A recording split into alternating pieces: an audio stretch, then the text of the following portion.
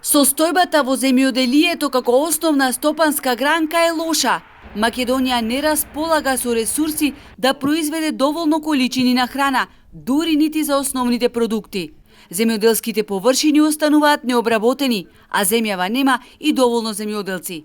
Негрижата на државата последниве 3 децении доведе во регистрите да фигурираат фармери во одминати години. Младите бегаат од работа во поле, оти не им е исплатлива.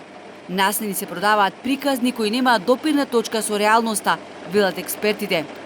Во Македонија, ако мислите дека е возможно да се произведе овие основните, што ги викаме прехранбени артикли во доволна количина, не. Ние имаме многу ниски приноси, ние сме предпоследни во Европа по принос на пченица, трети, четвртиот позади по принос на пченка. Тоа се ниски приноси. Зад нас се годините кога некогашните земјоделски комбинати ја прехрануваа Македонија.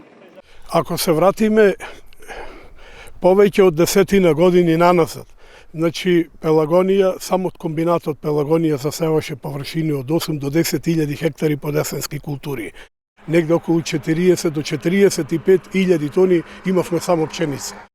Дали сега светскиот пазар ќе има достапни количини на храна по цени кои што ние можеме да си ги дозволиме е предмет на дискусија. Загрижени се експертите, укажувајќи дека Македонија ги губи и традиционалните пазари.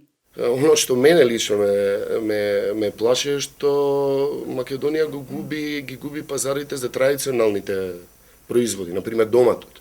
Доматот е намален за може повеќе од 60%, а доматот како производ во градинарството е со највисоко додадена вредност и извозно гледано највеќе внесува девизи, нели?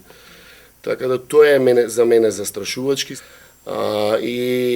Имаме доста прилив на роба, да кажам, од соседни земји и тоа го прави твојот продукт, нели, недоволно конкурентен.